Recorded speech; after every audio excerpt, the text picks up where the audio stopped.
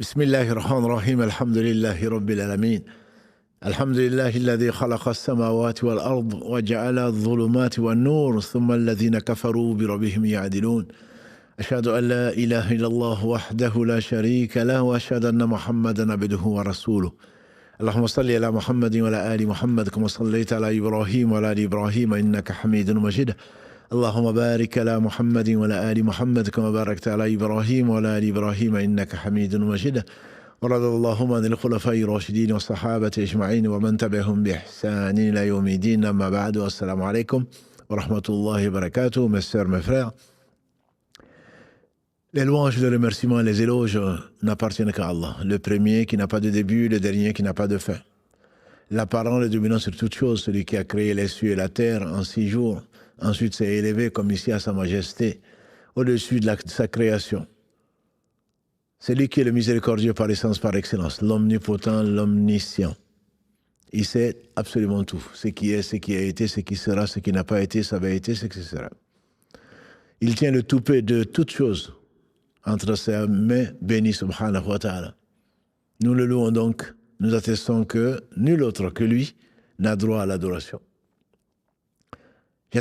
Nous attestons également de la véracité, de l'exemplarité de la prophétie de Mohammed ibn Abdillah, celui que son Seigneur a envoyé comme miséricorde pour les univers. Qu'Allah bénisse ce prophète, sa famille, ses compagnons, tous ceux qui les auront suivis dans le droit chemin et nous fasse l'honneur d'en faire partie. C'est par lui et par ses frères prophètes qu'Allah nous a éduqués. Après avoir été éduqués, Allah leur a donné la meilleure des éducations. Ce qui tenait le plus au prophète sallallahu alayhi wa sallam, c'est sa communauté. Quand on l'entendait pleurer, il a supplié son Seigneur subhanahu wa ta'ala de sauver les âmes de sa communauté. Et chaque prophète certainement a dû en faire autant. Et donc le sujet, notre série sur sauver son âme, ne veut pas dire autre chose que prendre les moyens pour qu'Allah nous sauve. Allah sauve notre âme.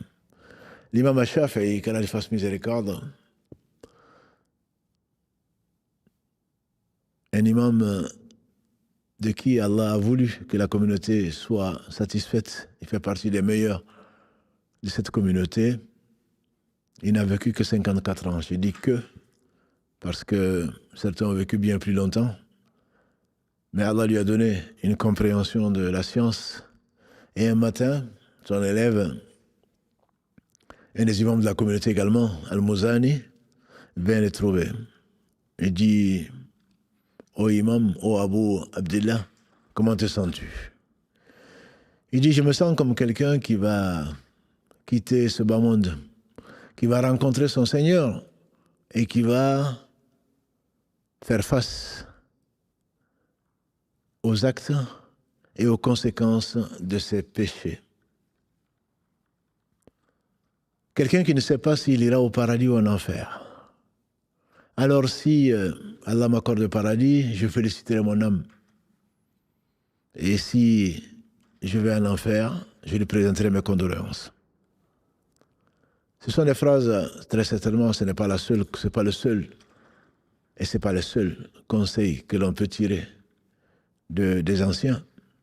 Et le Coran suffit certainement comme conseilleur. L'âme est instigatrice du mal, comme on le dit souvent. C'est Allah qui le dit dans le verset 53 de la sourate Yusuf, alayhi salam, sourate 12, « Inna nafsa la amaratun bisu illa ma rahima rabbi » Donc il faut la dompter, il faut la sauver. Tel un ami ignorant, disent certains savants, un ami ignorant. Il est lié à toi, il t'aime certainement, il te colle, il te suggère beaucoup de choses. Mais en réalité, il ne sait pas. Il préfère se reposer, il préfère se délecter. C'est un partisan du moindre fort. Mais toi qui le sais, à qui Allah a appris, c'est pourquoi il a été créé, qu'il y a un lendemain, qu'il y a une éternité, soit au paradis, soit en enfer, très certainement, tu ne dois pas être autre qu'un intransigeant vis-à-vis de cette âme, parce que vous êtes couplés dans ce bas monde et dans l'au-delà aussi. Et c'est la raison pour laquelle sauver son âme implique de rechercher les moyens. On en a vu un certain nombre. L'unicité d'Allah subhanahu wa ta'ala qui est certainement le moyen le plus efficace et le plus sûr, mais à condition que cette clé est dedans et que tu comprennes et que tu en sois sûr et que tu sois sincère et que tu aimes, comme on a déjà dit dans l'épisode 2. Le suivi de Mohammed sallallahu alayhi wa sallam est une condition. C'est l'arche de Noé, comme on le fait dire à l'imam Malik, Allah lui fasse miséricorde. Celui qui monte dans la sunna, dans cette arche, est sauvé. Et la quasi-totalité de l'humanité, 999 sur 1000, aura manqué de raison, aura manqué de sincérité et sera laissé sur le quai du train. Nous avons également vu ce qu'Allah subhanahu wa ta'ala a mis dans la droite voie. Le fait de dire mon Seigneur et Allah ne suffit pas. Ensuite, il faut s'y tenir.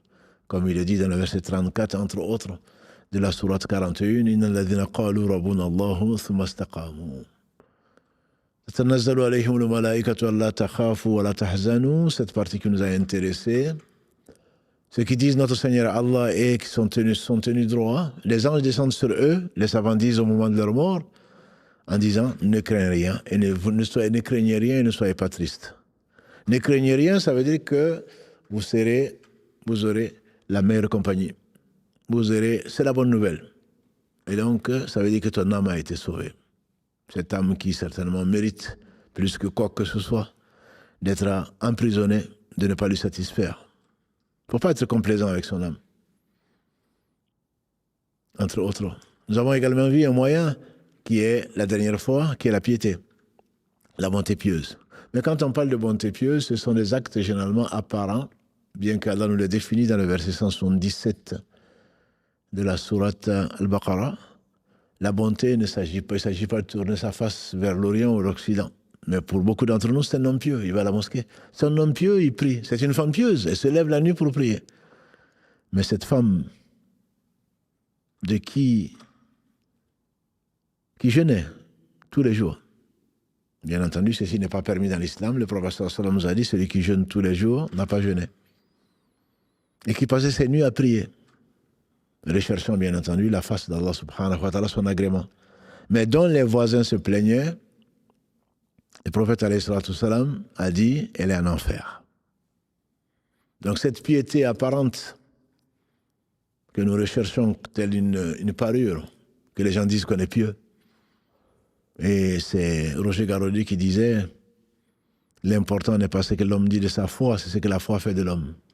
L'important n'est pas ce que l'homme dit de sa foi. Moi, je suis pieux, moi, je prie, moi, je crains Allah. C'est ce que la foi fait de toi, ma soeur. C'est ce que la foi fait de toi, mon frère. Si les gens disent que tu es bien, c'est que tu es bien. C'est pas moi qui le dis, c'est Mohammed sallallahu alayhi wa sallam. Un jour meilleur qu'aujourd'hui, un cortège funèbre passait. Il n'y a pas de hasard. Les gens ont dit du bien du défunt. Il s'est contenté de dire sallallahu alayhi wa sallam, ça a été écrit. Un autre cortège funèbre est passé, les gens ont dit du bien. Il a dit, ça a été écrit. Un troisième cortège funèbre est passé, les gens ont dit du mal. Et il a dit, ça a été écrit. On lui dit, oh messager d'Allah, tu as dit, ça a été écrit. De quoi s'agit-il? Il a dit, le premier convoi est passé, vous avez dit du bien de la personne. Et ça a été écrit comme quelqu'un de bien. Le deuxième convoi est passé, vous avez dit du bien de la personne, ça a été écrit comme quelqu'un de bien. Le troisième convoi est passé, vous avez dit du mal de la personne, et ça a été écrit que c'est quelqu'un de mal. Vous êtes les témoins d'Allah sur la terre. De quoi allons-nous témoigner donc? Nous allons témoigner d'un comportement, nous allons témoigner des caractères, nous allons témoigner des vertus d'une personne, et contrairement aux apparences, le caractère, le comportement est quelque chose qui t'accompagne pendant longtemps, dont les gens peuvent témoigner. Et le prophète alayhi salatu salam, dans un hadith rapporté consigné en tout cas, dans le sunan de l'imam al-Tirmidhi, qu'Allah lui fasse miséricorde, ainsi qu'à tous nos savants, quand on l'a interrogé sur ce qui fait le plus rentrer les gens au paradis, il a dit c'est la piété et le bon comportement. Taqwa Allah wa husnul khuluq. La crainte d'Allah subhanahu wa ta'ala et le bon comportement. La bonté pieuse, on en a parlé la semaine dernière. Aujourd'hui, on va parler, Inch'Allah, du comportement. C'est ce qui justifie, si on veut que Allah nous sauve, qui sauve notre âme, ça justifie cet autre hadith du prophète sallallahu alayhi wa sallam qui dit les habitants du paradis sont ceux qui sont les faibles et les gens les pauvres. Et ceux de l'enfer, ce sont des rudes, des orgueilleux et des prétentieux. L'enfer est plein de gens qui sont orgueilleux, ceux qui refusent entre autres de croire en Allah subhanahu wa ta'ala par orgueil en général. Ceux qui sont rudes, qui se croient dominants et se croient surtout tout permis. Quant aux gens qui pardonnent aux gens, qui sont miséricordieux avec tout ce qu'ils peuvent, grâce à Allah subhanahu wa ta'ala, dont la miséricorde est infinie, comme il est dit entre autres dans le verset 156 de la sourate Al-A'raf, la sourate 7. Pour savoir que ce comportement peut sauver l'âme, il faut se rappeler ce hadith du prophète sallallahu alayhi wa sallam qui nous a dit qu'un jour, une femme passait, ou un homme passait. Les deux versions existent. Prenons le cas de la femme. Une femme qui passait morte de soif. Allah a mis sur sa route un puits. Et Allah est miséricordieux. Si Allah avait voulu, à cause de ses péchés, l'aurait laissé mourir. Allah a mis, elle a créé, de toute chose vivante a été créée à partir d'eau. Et nous avons besoin d'eau. Les scientifiques disent que 70% du corps humain est constitué d'eau. Et donc Allah a fait de la boisson une quiétude, une nourriture. Et quelle nourriture? Et donc Allah subhanahu wa ta'ala a voulu mettre sur la route de cette femme un puits. Elle n'avait pas de robinet, bien sûr. Et elle est descendue à la force de ses bras. Et a emporté une de ses chaussures dont elle s'est servie comme, j'imagine, un verre ou comme un récipient pour boire. Elle est remontée à la force de ses bras, qu'Allah a créé, bien sûr, la hawla wa la quwwata illa billah. Et elle va être éprouvée. La mort et la vie ont été créées pour cela. En ressortant de là, elle va voir un chien ou une chienne qui mourait de soif, qui était en train de manger de la terre humide, parce qu'autour du puits, n'est-ce pas, quand on ressort, quand on prend de l'eau, forcément, il en reste toujours autour du puits, et la chienne était en train de happer ce qu'elle pouvait, donc son museau dans la terre humide, à la recherche de l'eau, comme survie, moyen de survie. Cette dame, elle s'est dit, ce chien ou cette chienne doit être dans le même état ou un état similaire au mien avant que Allah ne m'ait donné de l'eau pour me désaltérer. Elle aurait pu se dire, descends, moi j'ai bu, j'ai pas besoin de toi. Et elle a pris du temps. Elle a donné d'elle-même. Elle a fait l'effort de redescendre dans le puits avec une chaussure entre les dents, remplir la chaussure, la tenir entre ses dents, remonter à la force de ses bras, grâce à Allah, donner de l'eau à la chienne. Et redescendre autant de fois qu'il fallait jusqu'à ce que la chienne fût désaltérée. À cause de cela, Allah lui a pardonné ses péchés. Et quel péché? C'était une prostituée. Donc Allah l'a sauvée au travers de ses gestes. Allah l'a sauvée donc de l'enfer à cause de cela. Allah lui a pardonné ses péchés. Qui connaît Allah certainement ne va jamais désespérer. قل يا عبادي الذين أسرفوا على أنفسهم لا تقنطوا من رحمة الله إن الله يغفر الذنوب جميعا إنه هو الغفور الرحيم. Dis ô mes serviteurs qui sont fait outragement tort, jamais ne désespérez de la miséricorde d'Allah. Allah pardonne tous les péchés. Il est le pardonneur, le miséricordieux. Ce Seigneur subhanahu wa ta'ala, donc au travers de cette miséricorde de cette femme pour une chienne, lui a pardonné. Et sa miséricorde est infinie. Et il a divisé sa miséricorde en 100 parties. Il a fait descendre une seule partie. On a gardé 99 pour les croyants au jour du jugement dernier pour leur pardonner. De ce seul part, de ce centième de sa miséricorde procèdent toutes les miséricordes dans ce bas monde entre les créatures. Et le prophète sallam, comme pour exemplifier, nous dit, même le fait qu'une jument, quand elle met bas, lève le pied pour ne pas écraser son poulain, procède de cette miséricorde qu'Allah a mis entre ses créatures, depuis qu'il a créé, et jusqu'à ce qu'il hérite de la terre et ce qu'elle contient. Donc si Allah sauve au travers de ça, malgré qu'elle ait fait ce qu'elle a fait, en tant que prostituée, bien entendu, on ne peut que cultiver cet esprit de miséricorde, cet esprit d'entraide, cet esprit de bien, de générosité que l'on retrouve, et ses vertus que l'on retrouve au travers de l'amour du bien que l'on appelle le bon comportement. Au point que le prophète sallam nous a dit, je n'ai été en réalité envoyé que pour parfaire le bon comportement. Comme si la mission de tous les prophètes, en particulier lui, est venue pour parfaire le bon comportement, c'est naturel, entre guillemets. C'est ce qu'on appelle en gros le ma'rouf. Qui aimerait qu'on monte sur lui, qui aimerait que l'on le calomnie, qui aimerait que l'on mange de sa chair, qui aimerait ne pas être aidé, qui aimerait, etc., etc. Et donc, c'est ça qu'on appelle le ma'rouf, en réalité, ce qui est le convenable, que tout le monde sait. Que tout le monde sait, que tout le monde aimerait. Or, la véritable foi, comme l'a dit le prophète sallam, la yu'minu ahadukum hatta yuhibba li akhihi ma yuhibbu li nafsi. Aucun d'entre vous ne sera véritablement croyant s'il n'aime pas pour son frère ce qu'il aime pour lui-même. Et donc, ce bon comportement est général que l'on trouve chez les croyants comme chez les non-croyants parce qu'Allah a mis ça dans la fitra, dans la saine nature.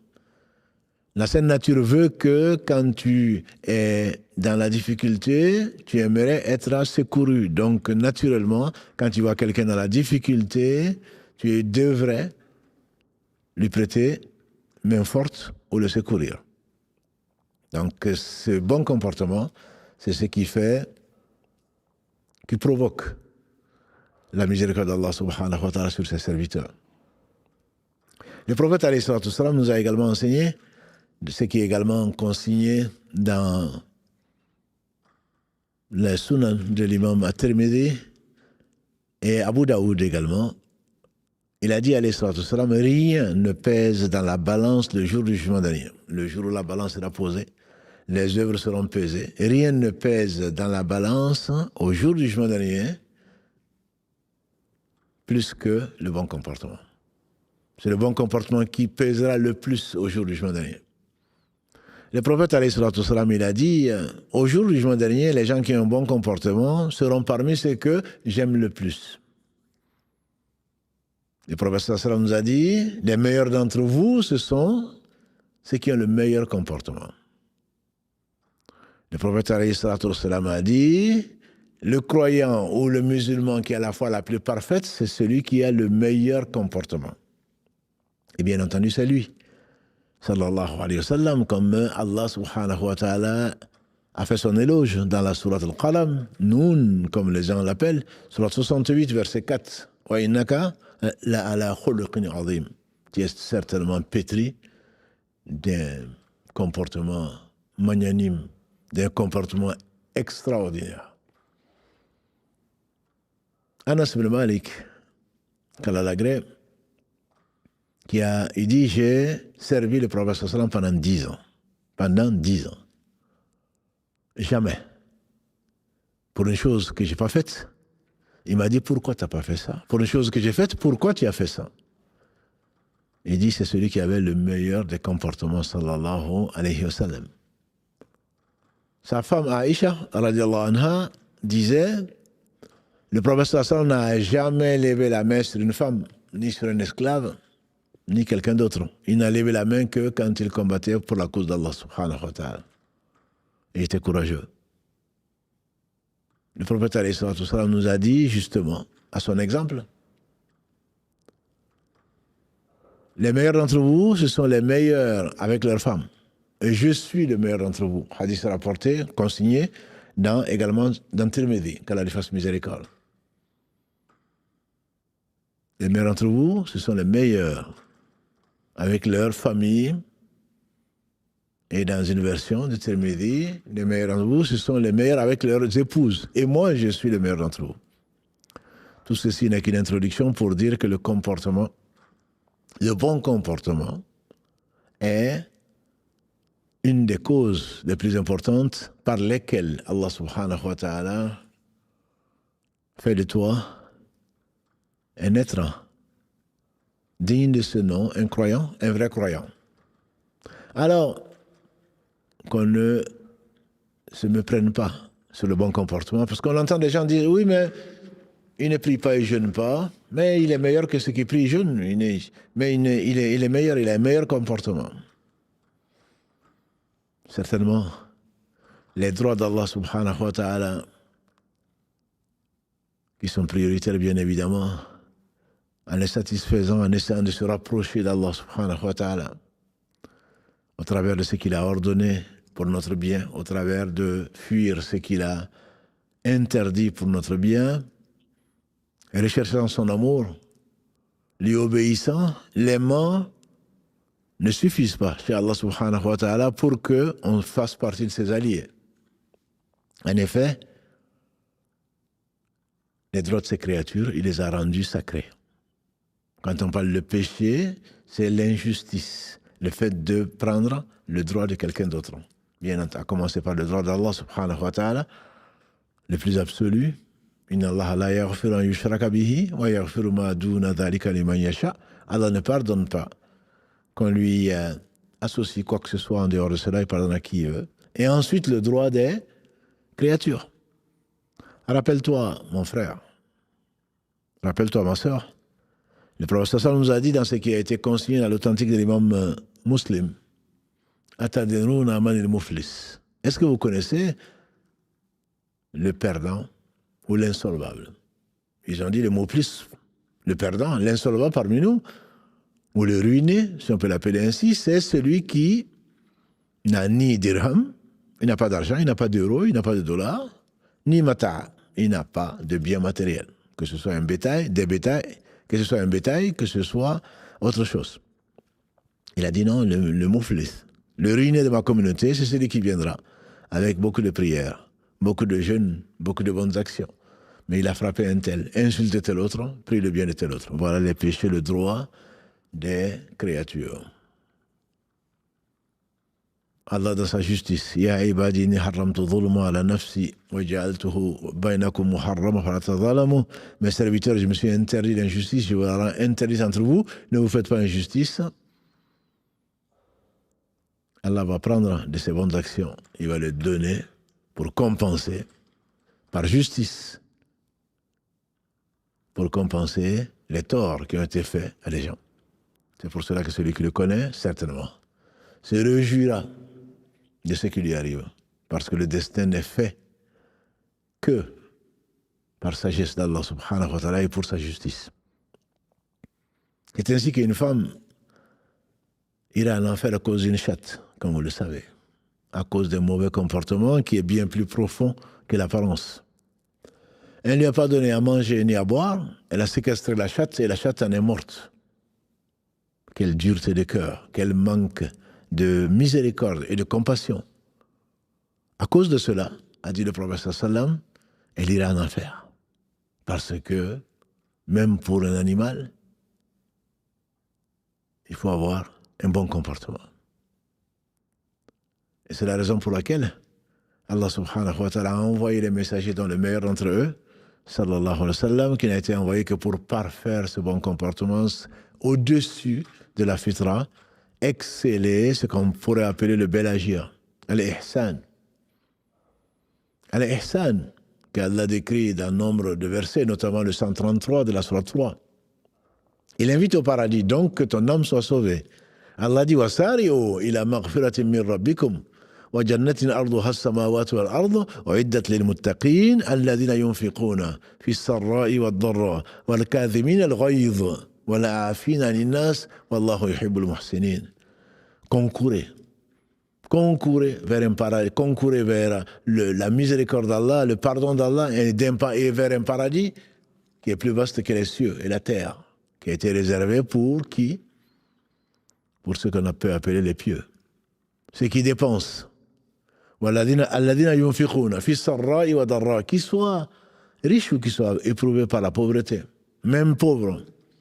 Craignez l'enfer, a dit le prophète sallam, ne serait-ce que par le monde d'une moitié de date. Ce n'est pas parce que tu es pauvre que tu ne peux pas partager. Ce n'est pas parce que tu es pauvre que tu peux partager le peu que tu as. الذين ينفقون في السراء والضراء والكاظمين الغيظ. Voilà un caractère rare, c'est qu'ils refrènent leur colère. Le prophète nous a enseigné, l'homme fort n'est pas celui qui terrasse son ennemi dans la lutte. L'homme fort, c'est celui qui maîtrise sa colère. Et on entend aujourd'hui, non, j'étais en colère, j'ai divorcé 3 fois. J'étais en colère, j'ai fait ceci, j'étais en colère. Non. C'est ton shaitan, ton Satan qui t'a accompagné et qui t'a poussé à cela ensuite, qui se moque de ce que tu as fait et tu risques les conséquences, de subir les conséquences de ton oubli, de ton insouciance et ton obéissance à Satan. Sur lui, ce qu'il mérite. Et ceux qui pardonnent aux gens. Wallahu yuhibbul muhsinin. Toi, tu n'aimes pas pardonner. Et tu veux qu'Allah te pardonne? Tes péchés sont innombrables. Allah seul en sait le nombre. Et les conséquences des péchés, bien entendu, c'est la colère d'Allah subhanahu wa ta'ala, son châtiment. Et Allah te tend la main le soir, le matin, pour que tu reviennes vers lui et t'inspire. Allah vient t'inspirer le repentir pour que tu te repentes, pour qu'il te pardonne et ensuite pour qu'il te rapproche, ensuite pour qu'il t'aime, comme Allah l'a fait avec ton père, Adam alayhi salam, et ta mère, Ève alayhi salam. Wallahu yuhibbul muhsinin. Allah aime les gens qui agissent bien, le bel agir. C'est quoi le bel agir? Quand l'ange Gabriel alayhi salam est venu trouver dans le hadith rapporté par Omar ibn Khattab, Abu Hafs, Omar ibn Khattab Kalalagré, le père du lion, ce qu'on appelle le hadith connu sous le nom de hadith de Jibril, quand un homme est venu habillé de blanc que personne ne connaissait, venu trouver le prophète sallallahu alayhi wa sallam, a mis ses genoux contre ses genoux et il lui a demandé à Muhammad alayhi salatu wa sallam, akhbirni, informe-moi à propos de l'islam. Il a dit les 5 piliers de l'islam. À propos de la foi, il a dit les 6 articles de foi. Il dit, informe-moi sur l'excellence. Il dit l'excellence, c'est que tu adores Allah comme si tu le voyais. Car si tu ne le vois pas, lui te voit. Voilà les gens qui cherchent, qui savent, qui connaissent leur Seigneur. Et le meilleur, le premier comportement, c'est vis-à-vis d'Allah subhanahu wa ta'ala. C'est pour cela que dire, moi je donne les droits d'Allah, ou moi j'ai un bon comportement. Non, non, il lui manque la prière, il lui manque l'essentiel. L'acte le plus aimé d'Allah subhanahu wa ta'ala, la prière à l'heure. Il n'en a pas besoin. Il n'y a pas l'espace de 4 doigts qui sépare 2 anges dans le ciel, a dit le prophète sallam, dans le ciel le plus bas, celui qui est orné par les étoiles. Il n'y a pas l'espace de 4 doigts qui sépare 2 anges prosternés en train de célébrer l'éloge d'Allah subhanahu wa ta'ala. Ne sais-tu pas que tout ce qui est dans les cieux, tout ce qui est sur la terre, célèbre, chante les louanges d'Allah subhanahu wa ta'ala, même si on ne comprend pas. Vous ne comprenez pas leur chant, leur éloge et leur remerciement. Surat 17, verset 44. Tout ce qui est sur la terre, tout ce qui est dans les cieux, il n'y a pas de bêtes, il n'y a pas de pierres, il n'y a pas de monde parallèle, je ne parle même pas des anges, des esprits que tu ne vois pas, les djinns. Le vent, la pluie, tout ce que tu veux, tout ce qui existe, et Allah seul sait ce qui existe, c'est lui qui a tout créé, chante les louanges d'Allah subhanahu wa ta'ala. Même si tu ne comprends pas. Donc le droit d'Allah, le comportement vis-à-vis d'Allah, c'est rentrer dans ce concert-là, rentrer dans ce concert. Savoir qu'Allah te voit avant de t'avoir créé, il sait tout. Et qu'Allah subhanahu wa ta'ala est omnipotent, que rien ne peut empêcher ce qu'il veut, et que sa volonté est bien entendu parfaite et n'arrive que ce qu'il veut, que son pouvoir est parfait et rien ne peut lui résister.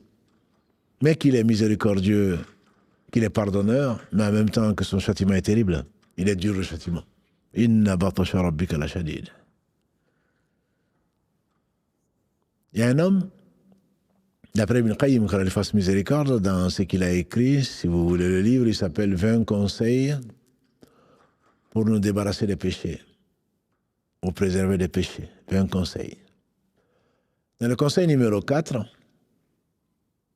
il y a un homme qui est venu trouver un homme sage et lui dit, dis-moi, fais-moi une exhortation qui pourrait m'éloigner des péchés. Et il a dit alors, puisque tu veux désobéir à Allah, nourris-toi, bois, utilise ce qui n'est pas, ce que Allah n'a pas mis à ta disposition, qui n'a pas créé, que toi tu as créé toi-même, et donc des choses qui n'appartiennent pas à Allah, utilise-les, à ce moment-là, désobéis-le. L'homme lui dit, c'est pas possible. C'est Allah qui m'a créé. C'est Allah qui pourvoit tous mes besoins. L'homme lui dit, ah oui, c'est vrai. Il dit, et alors? Il dit, je vais te dire 4 choses. La première, c'est celle-là. Il dit, la deuxième, c'est quoi? Il dit, la deuxième, c'est, va dans un endroit où Allah ne te voit pas. Si tu veux lui désobéir par pudeur, au moins, va quelque part où il ne te voit pas, cache-toi pour le désobéir. Il a dit, mais c'est pas possible. Allah sait absolument tout. Ah oui, c'est cet argument encore plus fort. Il dit troisièmement, quand l'ange de la mort viendra, tu lui diras, attends, je vais me repentir avant que tu prennes mon âme.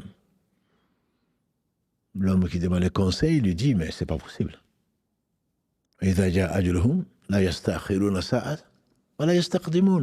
Quand leur terme vient,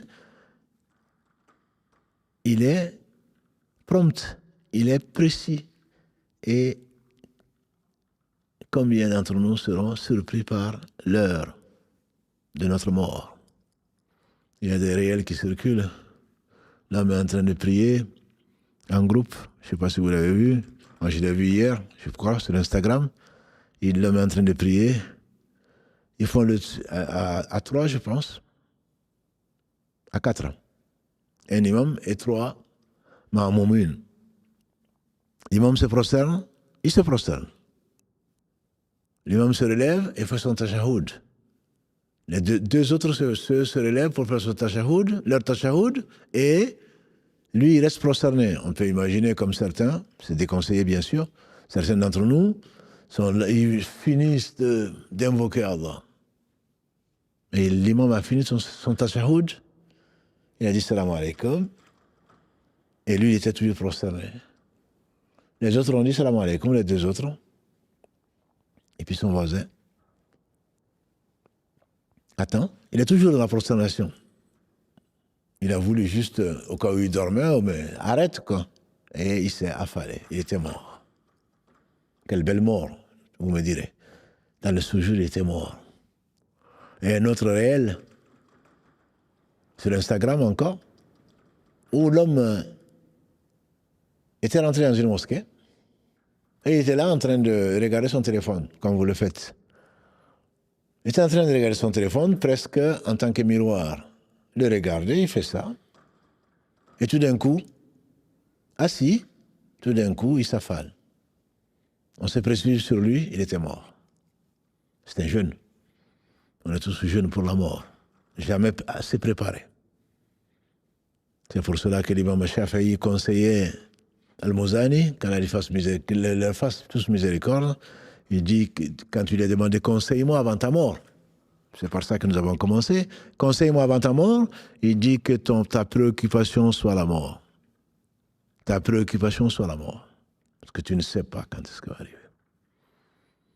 Et que tu prépares la rencontre de ton Seigneur en faisant ce qu'il t'a ordonné et en fuyant vers Allah, en fuyant les interdits. Dis à l'ange de la mort, ma sœur, quand il viendra, le seul exemple que je connaisse dans la Sunna, c'est quand l'ange de la mort est venu trouver Moussa, alayhi salatu salam, qui lui dit, redonne ce qu'Allah t'a donné, t'a confié. Et Moussa l'a giflé, il a crevé l'œil, l'ange de la mort est monté, c'est son Seigneur subhanahu wa ta'ala et le nôtre, qui dit, Ya Allah, tu m'as envoyé chez un de tes serviteurs, et il a refusé. Et il m'a crevé l'œil. Allah lui a redonné l'œil, et il a dit, va lui dire, de mettre sa main sur une vache noire ou sur une vache blanche, peu importe, le nombre de poils que sa main pourrait couvrir, à ce moment-là, qu'il vive autant de temps. On sait que, dans le verset 14 de la sourate 29, Allah nous rappelle que Nuh, alayhi salatu salam, a vécu 950 années avec son peuple. C'est facile à Allah. On n'attendra jamais ça aujourd'hui. Les plus âgés parmi nous, on sent et quelques. Et dans quel état? L'ange de la mort est venu trouver Moussa et en disant, Ya Moussa, ton Seigneur te dit, mets ta main sur une vache noire ou blanche et compte le nombre de poils qu'il y a sous ta main et tu vivras aussi longtemps. Encore aussi longtemps. Moussa lui dit, et après? Il dit, après tu meurs. Alors Moussa a dit, autant mourir maintenant. Donc l'ange, quand l'heure arrive, tu ne pourras pas vivre une seconde de plus. Il dit oui, effectivement. L'ange de la mort ne va jamais me laisser me repentir. Troisième conseil. Il dit le quatrième conseil et dernier, quand les anges de l'enfer viendront te chercher, refuse de les suivre. Refuse de les suivre.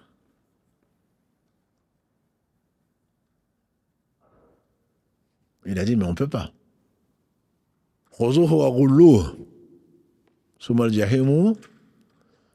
Prenez-le et enchaînez-le, et ensuite l'enfer sera son lieu de séjour. Avant qu'il n'aille au paradis, s'il est mort monothéiste, sinon l'enfer pour l'éternité. Ton Seigneur, si tu le connaissais, ton comportement, c'est tu devrais avoir un minimum de pudeur. De lui désobéir alors que c'est lui qui t'a créé, alors qu'il peut te saisir, alors qu'il sait tout. Lui désobéir alors que c'est lui qui t'a donné tout ce, toi et tout ce qui existe sont tes créatures, celui qui a tout pourvu, il est le pourvoyeur. Inna Allah huwa ar-razzaq zul quwwati al-matin. C'est Allah qui pourvoit tous les besoins. Et tu ne trouves pas mieux que de lui désobéir. Wa ma bikum min ni'matin fa min Allah. Verset 53 de la sourate 16. Et il n'y a pas de bienfait qui vous arrive si ce n'est de la part d'Allah. Wa in ta'udu ni'matallahi la tuhsuha. Si vous mettez à dénombrer, essayez de dénombrer les bienfaits d'Allah, vous n'y arriverez pas.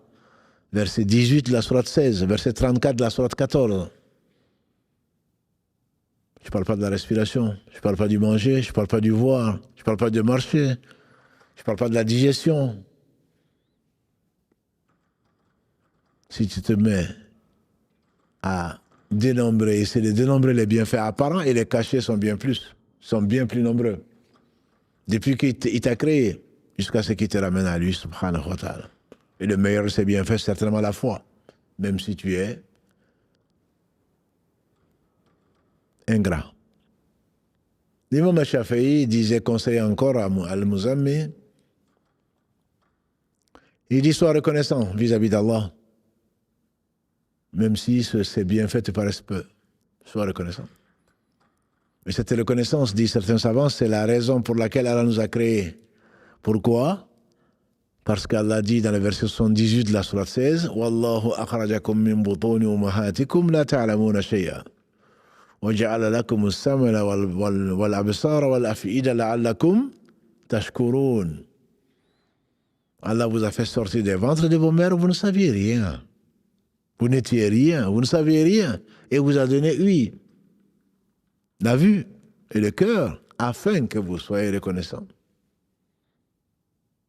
Donc le fait d'avoir été créé pour adorer Allah, et parmi l'adoration d'Allah, c'est la reconnaissance. Quelle ingratitude. Et celui qui n'est pas ingrat, celui qui n'est pas reconnaissant vis-à-vis d'Allah, peut-il l'être vis-à-vis des autres? Il peut paraître reconnaissant. Il te remercie 1001 fois, mais il a abandonné le remerciement d'Allah subhanahu wa ta'ala. Et s'il pense que tout lui est dû, et si ce n'est pas le cas, il a oublié les bienfaits d'Allah.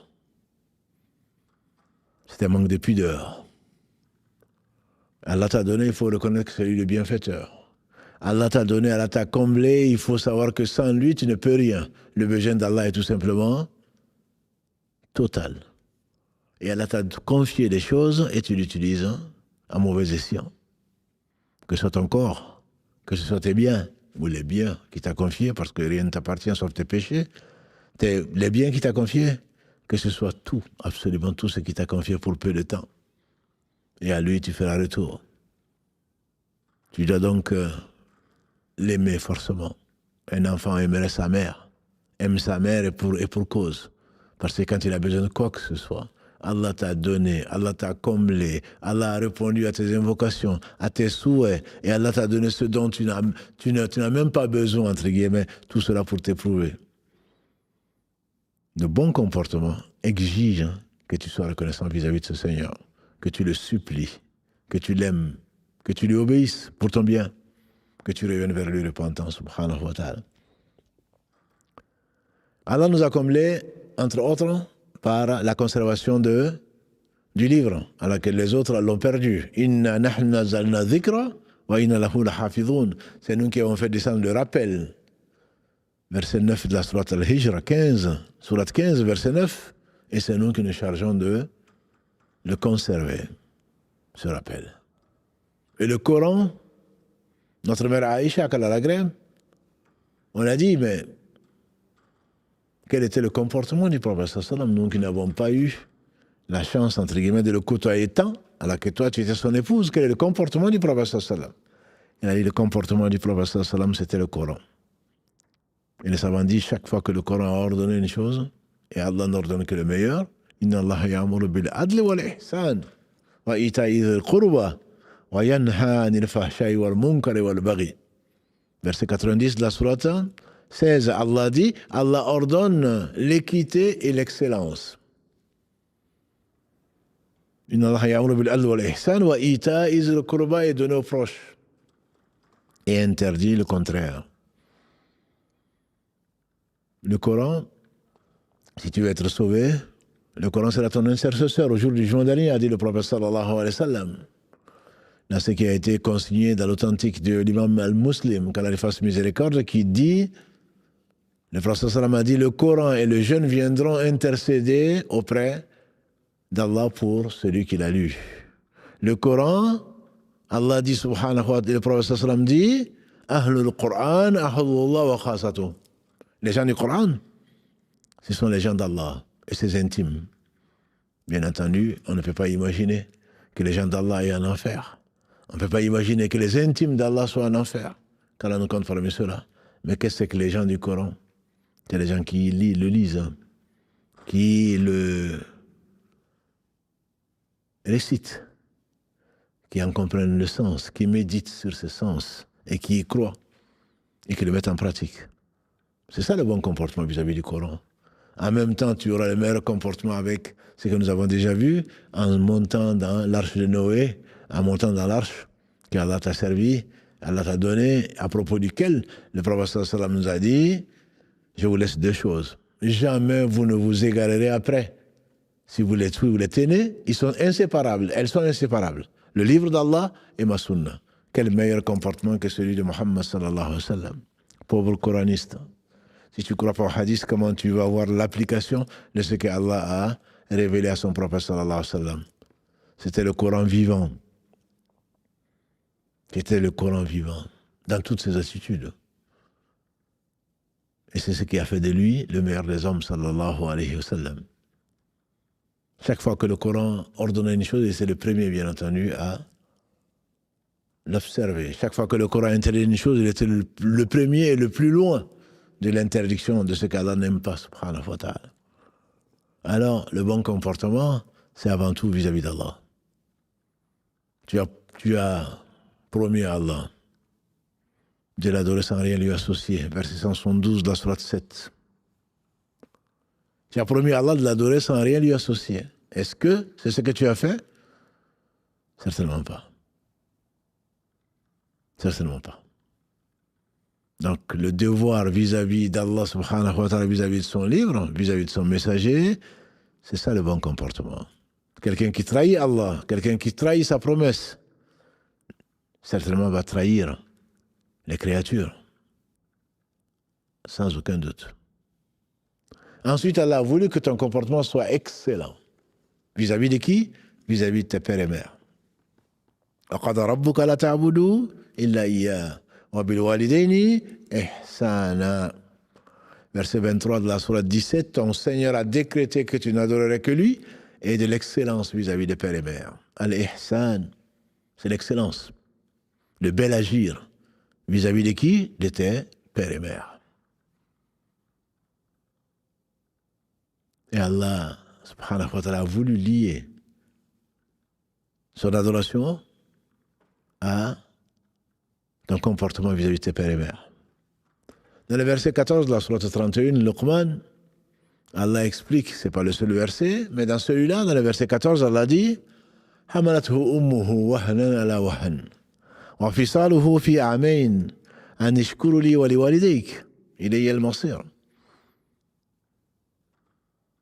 Sa mère l'a porté difficulté sur difficulté.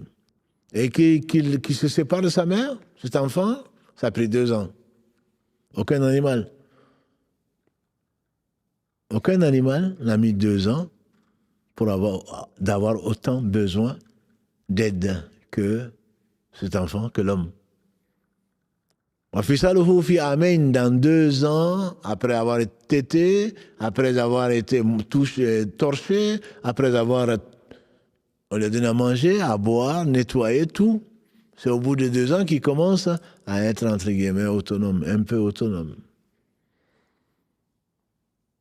Sois reconnaissant vis-à-vis de moi et puis vis-à-vis de tes pères et mères. C'est moi, vers moi que vous serez retour. Si tu vois un enfant, tu vois un homme, tu vois une femme qui a un mauvais comportement vis-à-vis de ses parents, crains pour lui. Crains pour toi, crains pour lui. Parce que fondamentalement, son comportement a été mauvais. On ne choisit pas son père. Des sœurs, des frères me disent, oui, tu parles beaucoup de ça. Oui, tu parles beaucoup de ça parce que Allah subhanahu wa ta'ala lié les deux.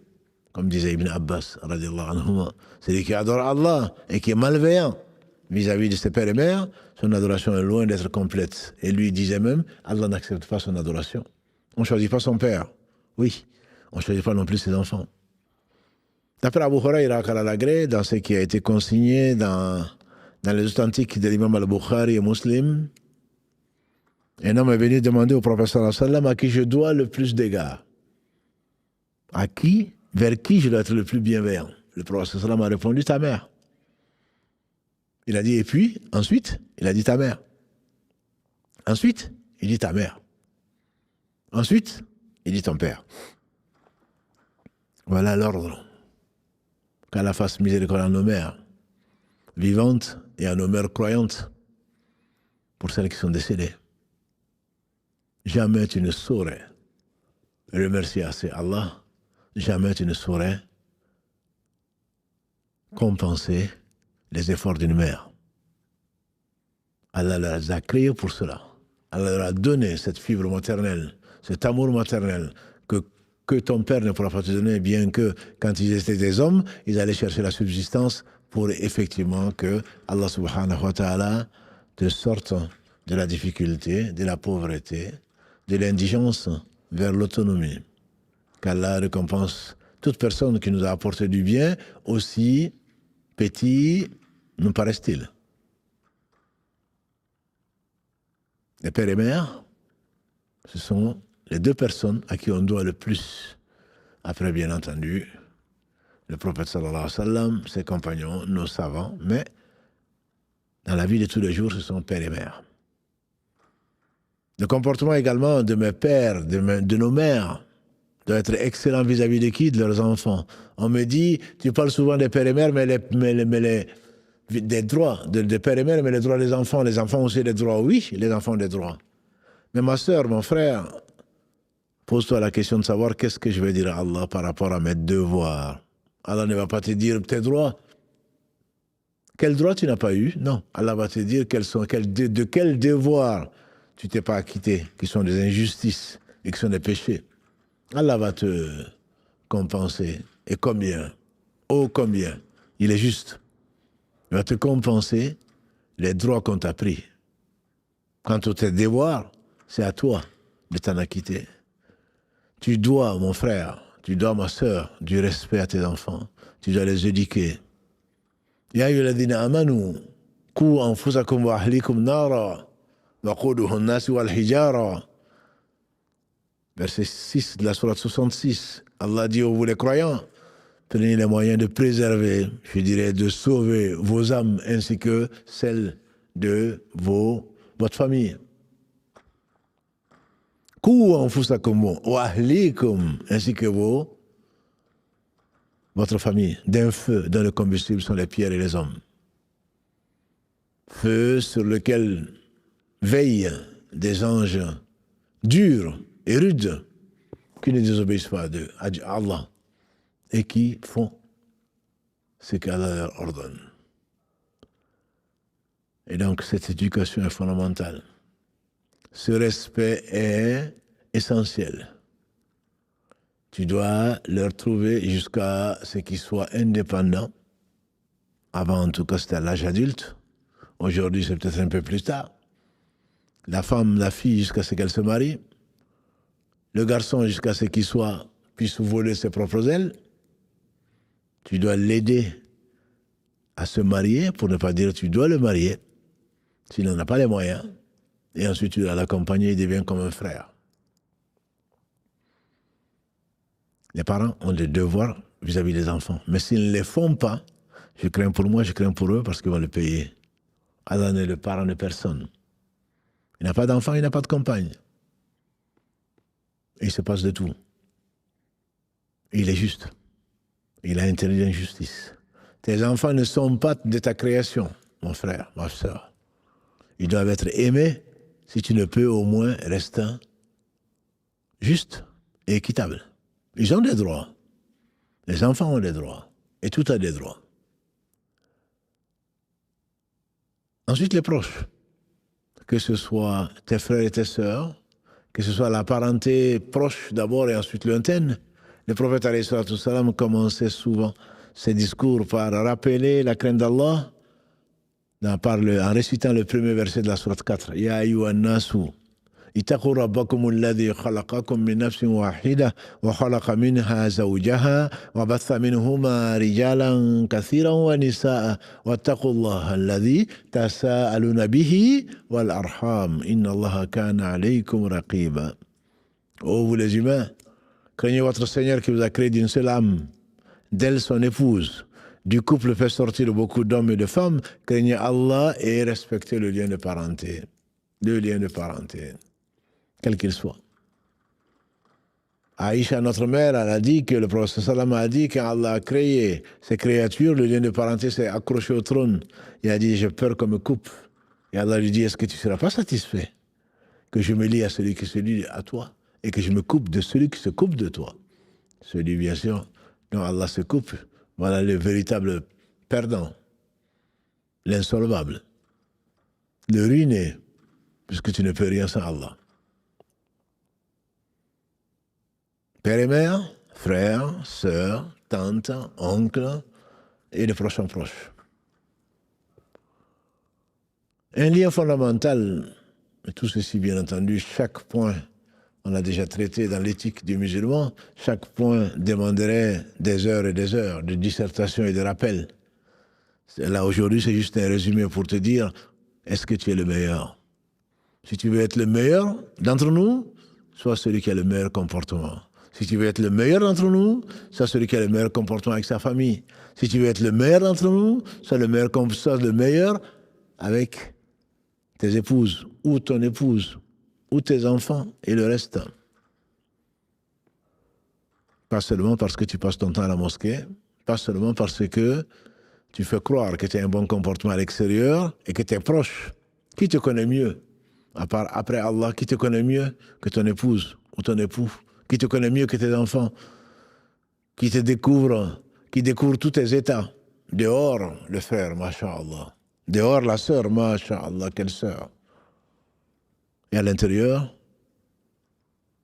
insupportable. Les gens se cachent. Tous ceux sur qui tu as une quelconque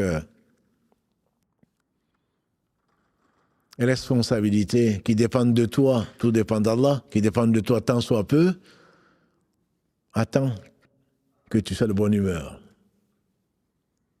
Et tu deviens un tyran, un dictateur. Bien entendu que ce comportement, Allah le sait, il est au fond de toi, il y aura des témoins contre toi.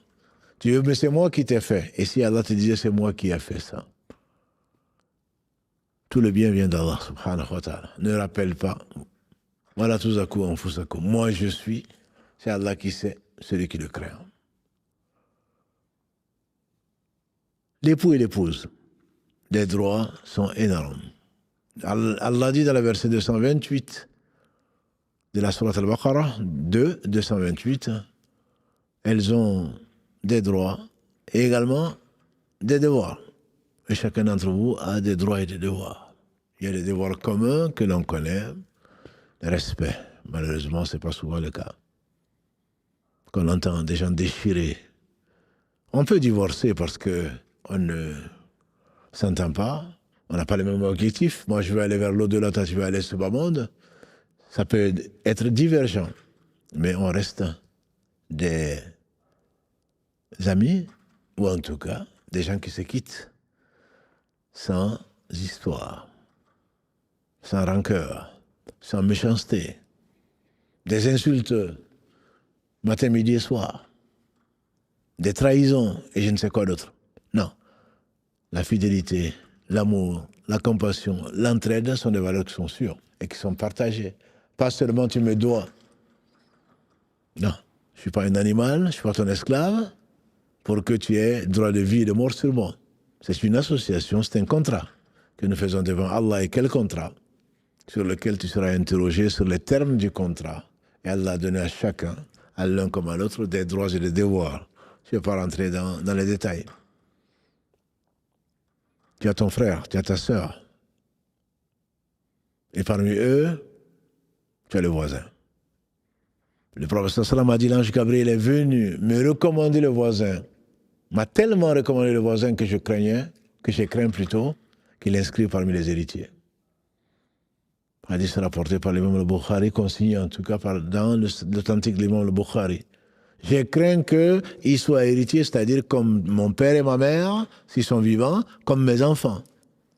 Tellement il est important de respecter le voisin, de ne pas lui faire du tort.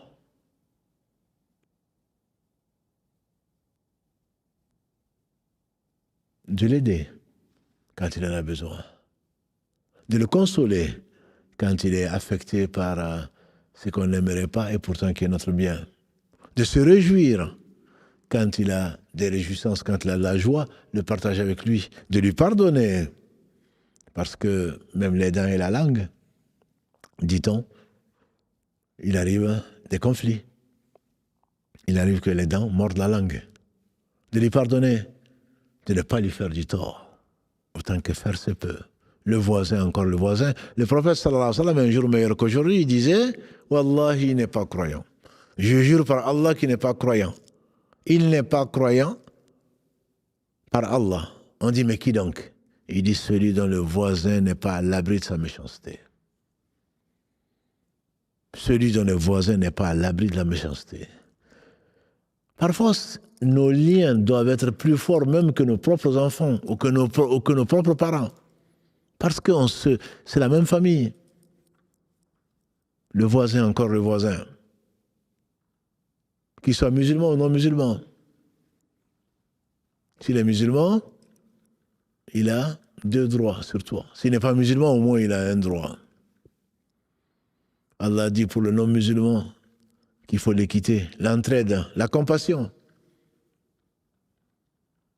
Allah dit dans la sourate 60, verset 8, لا ينهاكم الله عن الذين لم يقاتلوكم في الدين ولم يخرجوكم من دياركم أن تقسطوا إليهم.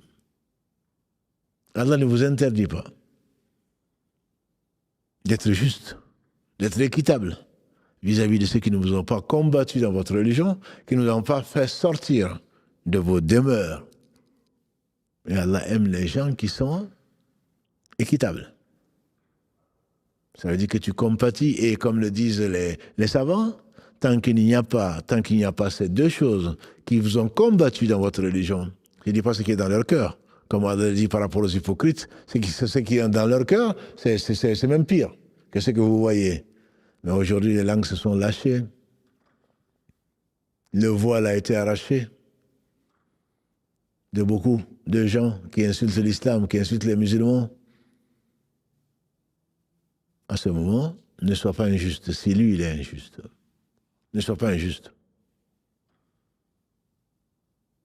Les meilleurs d'entre nous sont décrits par quoi?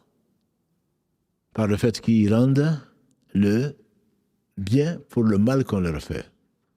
Allah dit dans le verset 34, idfa'a billati hi ahsan de la sourate 41, Fussilat. Idfa'a billati hi ahsan. idfa' billati hi ahsan. فإذا الذي بينك وبينه عداوة كأنه ولي حميم. وما يلقاها إلا الذين صبروا وما يلقاها إلا ذو حظ عظيم. Et repousse le mal par le bien. Et tu verras ton ennemi invétéré devenir un ami intime. Mais ne le fait ni arrive que ceux qui ont vraiment patienté, que ceux qui sont doués d'une forte résolution. Tel était le prophète sallallahu alayhi wa sallam. On voulait le tuer, il disait Allahumma aghfir qawmi fa innahum la ya'lamun. Oh mon Dieu, pardonne à mon peuple parce qu'il ne sait pas. Rendre le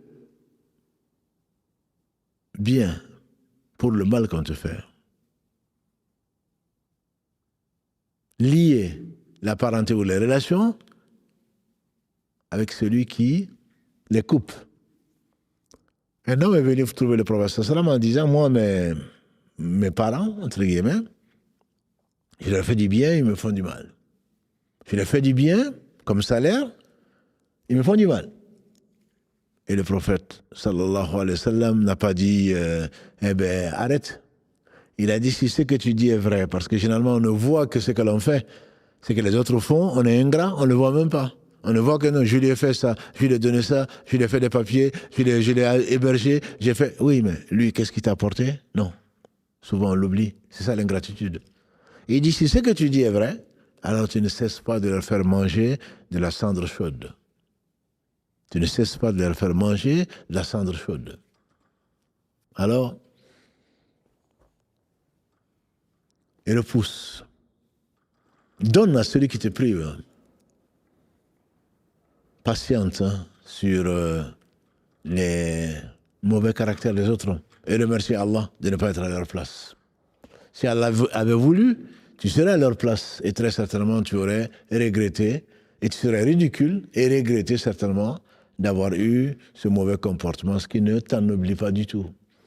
Comportement dont tu auras honte, certainement, si vraiment tu réfléchirais. Si tu réfléchissais, tu saurais que ce n'est pas quelque chose qui est digne d'un homme, en tout cas pas d'un croyant. Comportement vis-à-vis des musulmans comme vis-à-vis des non-musulmans. Celui qui a fait du bien du poids d'un atome le verra, celui qui a fait le mal du poids d'un atome le verra. Donne à celui qui te prive, pardonne à celui qui te fait de l'injustice. Et Allah a intérêt d'injustice, il va le payer, même si tu lui pardonnes. Même vis-à-vis des animaux. On a vu le cas de cette chienne, on a vu le cas de cette chatte. Allah est miséricordieux. Irham man fil ard, yarhamukum man fis sama, disait le prophète sallallahu alayhi wa sallam. Faites miséricorde aux gens qui sont sur la terre. Celui qui est au-dessus des cieux vous fera miséricorde. Man la yarham, la yurham. Le prophète sallallahu alayhi wa sallam dit, celui qui ne fait pas miséricorde, on ne lui fera pas miséricorde. Et la miséricorde n'est enlevée du cœur que du shaqi, du malheureux. Quand tu vois un cœur dur, quand tu vois quelqu'un avec un cœur dur, c'est qu'il est malheureux. Lui-même est malheureux. Il est malheureux. Et ce cœur, encore ce cœur, qui est le morceau de chair, quand il est bon, tout est bon. Et quand il est pourri, tout est pourri. Un jour meilleur qu'aujourd'hui, le prophète sallam a dit, et il ne parlait pas de lui-même, sallallahu alayhi wa sallam, dans la mosquée, il dit, celui qui va rentrer, voilà un homme du paradis, c'est celui qui va rentrer. Celui qui va rentrer, c'est un homme du paradis.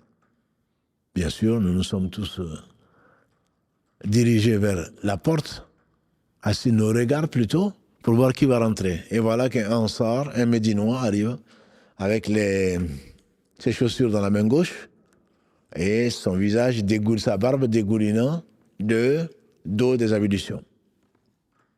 Un autre jour, le prophète alayhi salatu salam, il dit, celui qui veut voir quelqu'un du paradis, qui voit celui qui va rentrer. Le même homme rentre dans la même situation. De l'eau dégoulinant de sa barbe et tenant ses sandales dans sa main gauche et qui rentre au paradis et qui rentre dans la mosquée. Le troisième jour, la même chose.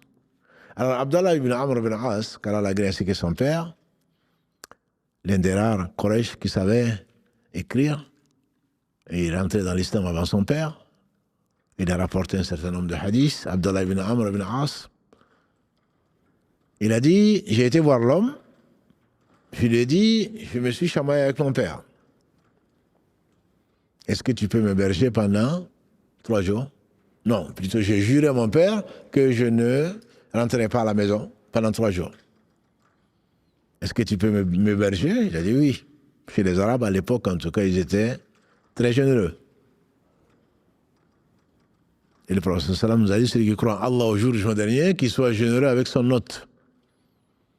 Et donc, il surveillait cet homme pour le bien, bien sûr. Il ne faisait rien de spécial. Il faisait ses prières. Le soir, quand il dormait, il pensait qu'il allait se lever pour prier. Non. Quand il se réveillait, il se rappelait Allah subhanahu wa ta'ala.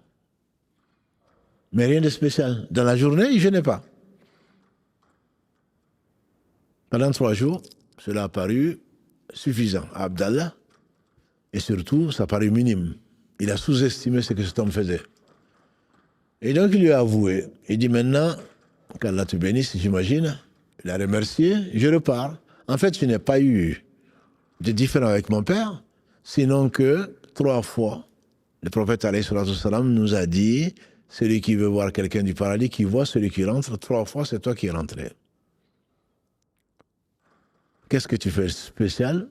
C'est la raison pour laquelle j'ai prétexté m'être embrouillé avec mon père pour pouvoir voir ce que tu fais. Or, je vois que tu ne fais pas grand-chose. Il a dit, effectivement, tu sais que je fais, tu ne vois que ce que... Tu vois ce que je fais plutôt. Il a pris congé. Et avant, il lui a dit, ce que je ne t'ai pas dit. Ce que je ne t'ai pas dit, c'est que je ne dors pas avant d'avoir pardonné à tous les musulmans. Je ne dors pas avant d'avoir pardonné à tous les musulmans. Comment tu peux connaître ce caractère qu'il pardonne aux musulmans alors que c'est intérieur? C'est son Seigneur seul qui le sait, subhanahu wa ta'ala. Je ne dors pas avant d'avoir pardonné à tous les musulmans. Et Abdallah dit, c'est à cause de cela, c'est ça que nous n'arrivons pas à faire. Et que le plus important, ce n'est pas les apparences. Le plus important, c'est que tu te concentres sur l'essentiel. L'essentiel, c'est quoi? C'est la vie éternelle. L'essentiel, c'est ce qu'Allah aime. L'essentiel, c'est de savoir ce pourquoi tu as été créé. L'essentiel, c'est que Allah aime ce qui pardonne. L'essentiel, c'est que Allah, subhanahu wa ta'ala, est au secours du musulman tant qu'il sera au secours de ses frères et sœurs. C'est que celui qui cache les défauts des musulmans, Allah cachera ses défauts au jour du jugement dernier. Celui qui dévoile les défauts des musulmans, Allah dévoilera devant toutes les créatures ses défauts. Ô croyants, soyez tous des frères, disait le prophète sallam. Le musulman est le frère du musulman. Il ne le déteste pas. Il ne médit pas sur son compte. Tout le musulman est pour le musulman haram. Son sang, ses biens, son honneur, sont tous haram. Je disais, pour les non-musulmans, ils sont aussi haram tant qu'il n'y a pas une déclaration de guerre. Non, ce sont des gaouris. C'est les non-musulmans, donc je me permets, non. Demain, ils vont prendre le peu que Allah subhanahu wa ta'ala a accepté de toi. Parce que tu n'as pas craint sa rencontre. Parce que tu as été injuste. Ô mes serviteurs, je me suis interdit l'injustice. Je l'interdis entre vous, ne vous faites pas injustice. Et donc, le bon comportement, vous avez compris, c'est pas seulement vis-à-vis, c'est pas l'extérieur. C'est pas pour faire le beau. Le bon comportement, en résumé certain, c'est d'être souriant. Le sourire est, comme vous le savez, une aumône, a dit le prophète sallam. Le sourire à ton frère, c'est une aumône. Est-ce que c'est cher? Non, c'est parce que le fond, il est vraiment triste. Les plus grands péchés, vous savez, parmi les plus grands péchés, il y a l'orgueil. Le prophète sallam dit, ne rentrera pas au paradis celui qui a tant soit peu d'orgueil. D'après Abdallah ibn Mas'oud, conseillé dans l'authentique de l'imam Muslim, ne rentrera pas au paradis, c'est qu'avant de payer, celui qui a tant soit peu d'orgueil. Un homme de l'assemblée dit, Ya Rasulallah sallallahu l'homme aime bien porter de beaux habits, de belles chaussures. Il dit, ce n'est pas ça l'orgueil. L'orgueil, c'est le fait de refuser la vérité et de se mépriser les gens. Et le prophète sallam disait ailleurs, il suffit comme grand péché que de mépriser son frère. Tu te crois meilleur que lui? En quoi? Tu connais son fond? Il se peut que Allah subhanahu wa ta'ala, il se peut qu'il l'ait rapproché. L'homme au bon comportement, la femme au bon comportement, c'est quelqu'un qui sourit. Il ne s'agit pas de rigoler. Rigoler, c'est oublier ce qui t'attend dans la tombe. Et au jour du jugement dernier, on ne rigole pas. Mais le prophète sallam était l'homme le plus souriant. Sallallahu alayhi wa sallam. Il était l'homme le plus souriant. C'est d'être doux. La douceur apporte ce que la dureté n'apporte pas. Le proverbe dit, on arrive à faire sortir un serpent du trou par la douceur. Nous, c'est l'imposition. C'est la violence physique ou verbale. Ce qui prouve d'abord ton échec. Deuxièmement, ta sottise. Tu veux imposer tes idées, discute. Si tu ne réussis pas à convaincre quelqu'un par la communication, alors ce n'est pas en violentant les enfants, les femmes, les faibles, physiquement parlant, que tu vas arriver à les convaincre. Tu vas leur imposer. Et si Dieu t'imposait, qu'est-ce que tu aurais dit? Le bon comportement, c'est la miséricorde vis-à-vis de tout. Le bon comportement, c'est parler peu. C'est manger peu. C'est fréquenter peu. Le bon comportement, c'est de se souvenir de ce qui t'attend. Le bon comportement, c'est de ne pas rater une occasion. Un frère disait qu'à la fasse miséricorde, il faisait un travail, je lui ai dit, tu fais ça? Il me dit, mais si je ne le fais pas, quelqu'un d'autre va le faire. Une phrase que je vous ai déjà certainement répétée, quelqu'un d'autre va le faire. Allah te met sur ta route, un nécessiteux, quelqu'un en tout cas qui a besoin de toi. Les meilleurs d'entre nous sont les meilleurs avec les créatures d'Allah. Il te met devant toi une chose que tu peux faire. Tu ne le fais pas, Allah le confie à quelqu'un d'autre. Il n'a pas besoin de toi, il n'a besoin de personne. C'est se précipiter. Wasario, concourez, précipitez-vous. Wasabiqu, dans la sourate 57, verset 21. Soyez les premiers, concourez. Wasario, vite, dans la compétition pour le pardon d'Allah et sa miséricorde et un paradis plus vaste que les cieux et la terre. Et donc, c'est de profiter de chaque occasion, de chaque moment, pour manifester ta reconnaissance vis-à-vis d'Allah. Ce qu'Allah t'a donné comme capacité physique et intellectuelle et matérielle, le mettre au service de ces créatures, c'est le mettre à ton service à toi, puisque, comme l'a dit le prophète sallam, le don n'a jamais diminué quoi que ce soit à ce que possède le Fils d'Allah. Allah récompense de 10 à 700 fois, voire plus, à celui qui fait une bonne action grâce à lui, subhanahu wa ta'ala. Donc le bon comportement, c'est avant tout, on l'a dit, vis-à-vis d'Allah, vis-à-vis de son messager, vis-à-vis de son livre, vis-à-vis de tes pères et mères, vis-à-vis de tes proches, vis-à-vis des personnes éloignées, des musulmans, des non-musulmans, vis-à-vis des animaux, même vis-à-vis des choses immatérielles. Le bon comportement, ce n'est pas gaspiller ce qui t'a été confié, parce que tu vas rendre compte. L'homme ne bougera pas d'un pas, a dit le prophète sallam le jour du jour dernier, avant de rendre compte de ce qu'il a fait de son corps, de ce qu'il a fait de sa vie, de ce qu'il a fait de la science qu'Allah a fait descendre, de ce qu'il a fait, de d'où il a eu son argent et comment il a dépensé. Donc le bon comportement, c'est avant tout vis-à-vis de soi-même. Et je finirai dessus, le temps passe, c'est vis-à-vis de soi-même le bon comportement. On a dit vis-à-vis d'Allah, vis-à-vis de son livre, vis-à-vis de son prophète, vis-à-vis des proches, notamment les pères et mères, vis-à-vis du voisin, vis-à-vis de son épouse et de son époux, vis-à-vis de ses enfants, vis-à-vis du musulman, vis-à-vis du croyant, qui a 5 droits, le croyant. Comme l'a dit le prophète sallam, c'est le répondre à son salam, comme Allah le dit dans le verset 86 de la sourate 4. Quand on vous adresse un salut, rendez mieux, sinon au moins la même chose. Que le visiter quand il est malade. C'est accompagner sa dépouille, entre guillemets.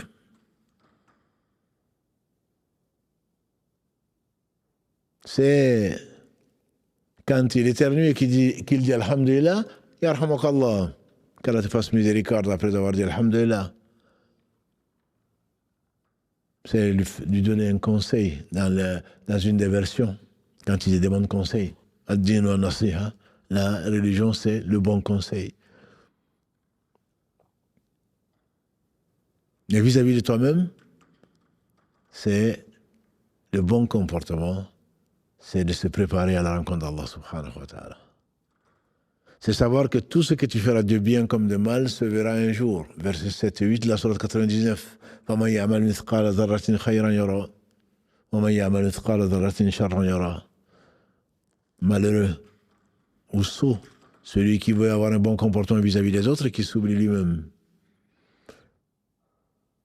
C'est le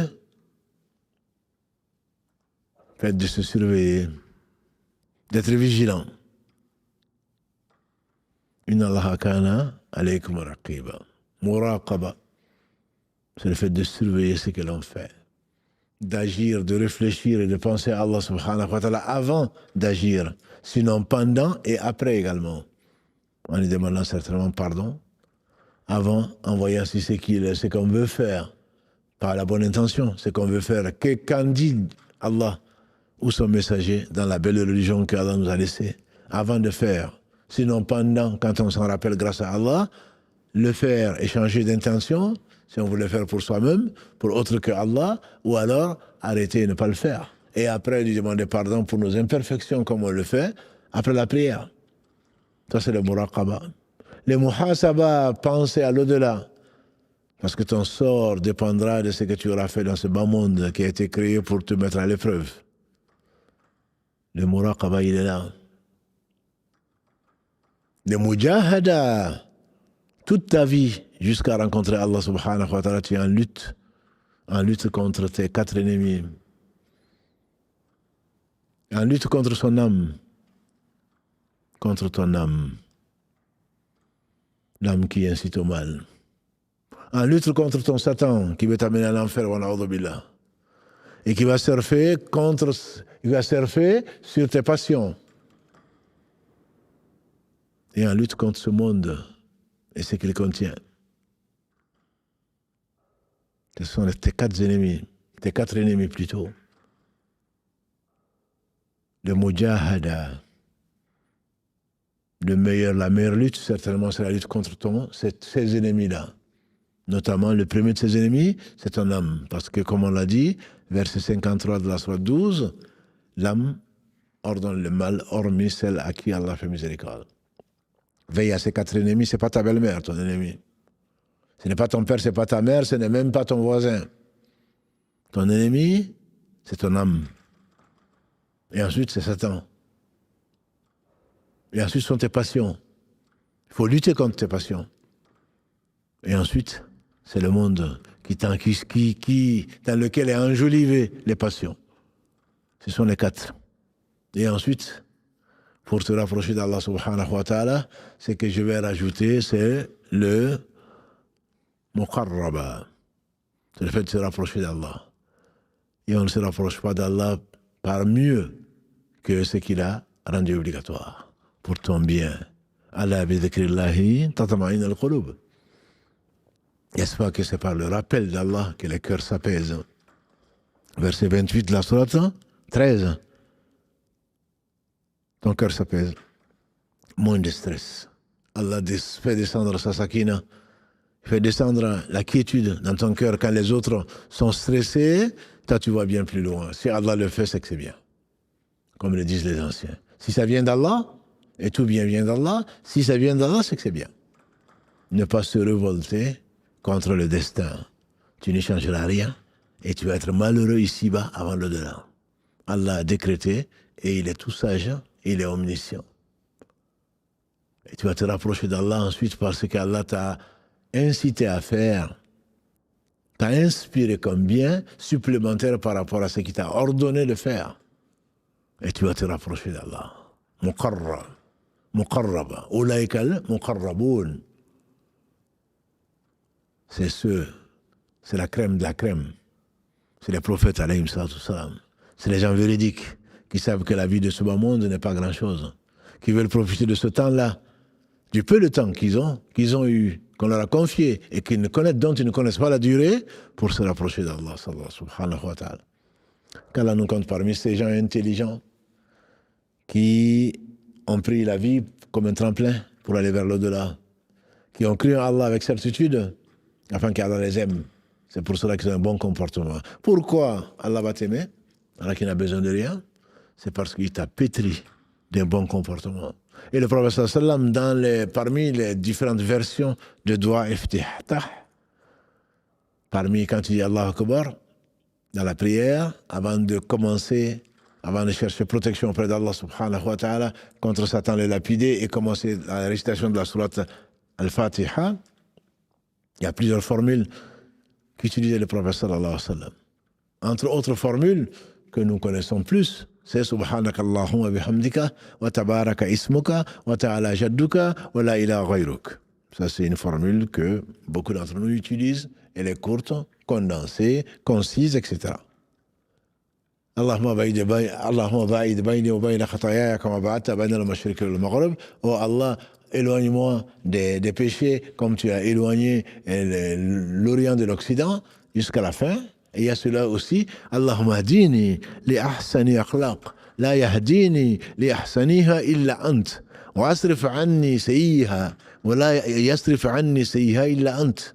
Oh Allah, pétris-moi du bon comportement. Guide-moi vers le bon comportement. Et personne ne peut guider vers le bon comportement si ce n'est toi. Et éloigne-moi du mauvais comportement, parce que personne ne peut m'en éloigner si ce n'est toi. Ça fait partie des invocations de celui qui avait le meilleur des caractères.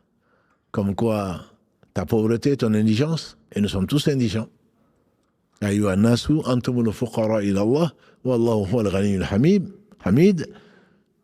Allah dit dans le verset 15 de la sourate 34, sourate 35, Fatir, la sourate 35, Allah dit Ayyuha nasu, ô vous les hommes, vous êtes tous des indigents, des pauvres vis-à-vis d'Allah. Allah, il est le digne de louange et c'est lui le riche, c'est lui qui se passe de tout, il est digne de louange. Parce que ton indigence est là, ta modestie sera là, ta foi va être illuminée grâce à Allah au travers de son invocation. Demande à Allah, toi qui es si rancunier, si rancunière. Demande à Allah, toi qui es si avare. Et Allah est riche, et Allah est généreux. Demande à Allah, toi qui es si peu courageux, et toi qui es si impuissant, toi qui es si ignorant, demande à Allah. Et Allah aime qu'on lui demande. وَقَالَ رَبُّكُمُ ادْعُونِي أَسْتَجِبْ لَكُمْ. Surat Al-Ghafir, 40, verset 60. Votre Seigneur a proclamé, invoquez-moi et je vous répondrai. Et donc nous sommes tous égarés. C'est Allah qui nous a guidés. Nous sommes tous pauvres. C'est Allah qui nous a enrichis. Et on a besoin d'Allah.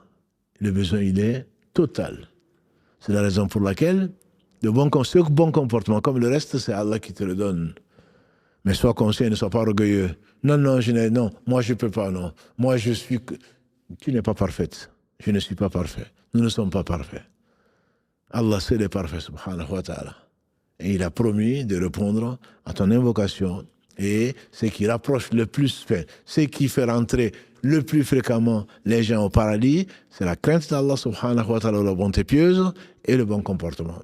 Celui qui n'a pas ce bon comportement, il a beau avoir le look, l'apparence du croyant dans ses prières, dans son jeûne, s'il ne s'acquitte pas du droit des créatures, Allah subhanahu wa ta'ala ne va pas le rapprocher. Et vice-versa, toi qui ne pries pas, qui se contente de jeûner parfois, ou pendant le ramadan, et qui a un bon comportement vis-à-vis des autres, alors que tu as un mauvais comportement vis-à-vis d'Allah subhanahu wa ta'ala, très certainement, tu n'auras que ce pourquoi tu l'as fait, c'est-à-dire pour les gens. Tu l'as fait pour les gens, mais tu ne seras pas déçu, ici-bas. Mais dans l'au-delà, Allah te réserve l'enfer, qu'Allah nous en préserve. Qu'Allah subhanahu wa ta'ala nous compte parmi les gens qui, de ceux qui entendent, choisissent le meilleur. Le sujet est extrêmement vaste et je m'excuse pour la longueur. Donc, parce que ceci ne représente même pas un dixième de ce qui doit être dit pour embrasser ce sujet du bon comportement, qu'Allah nous compte parmi les gens qui ont un bon comportement vis-à-vis de lui, vis-à-vis de son messager, vis-à-vis de son livre, vis-à-vis de nos pères et mères, vis-à-vis de nos enfants, de nos épouses et de nos époux, vis-à-vis du voisin, vis-à-vis du croyant, vis-à-vis du non-croyant, vis-à-vis des animaux, vis-à-vis de toutes choses qu'Allah a créées, celui qui a tout créé sans besoin. Qu'Allah bénisse celui par qui Allah nous a déversé un surcroît de miséricorde. Je nomme Mohammed, ses frères prophètes, c'est sa famille noble, ses compagnons agréés, nos savants et tous ceux qui les ont suivis dans le droit chemin, et qu'Allah nous fasse l'honneur d'en faire partie. Qu'Allah vous aime, mes frères et mes sœurs, qu'Allah vous rapproche, qu'Allah nous fasse aimer les actes et les choses qu'il aime, et qu'Allah nous fasse aimer ces gens, ses prédécesseurs qui avaient un bon comportement vis-à-vis d'Allah et vis-à-vis de toutes choses. Subhanakallahumma wa bihamdika, ashhadu an la ilaha illa anta astaghfiruka wa atubu ilayk. Notre prochain rendez-vous, donc c'est vendredi 21h. Subhana rabbika rabbil izzati amma yasifun. Wassalamu ala al-mursalin walhamdulillahi rabbil alamin. Wassalamu alaikum wa rahmatullahi wa barakatuh.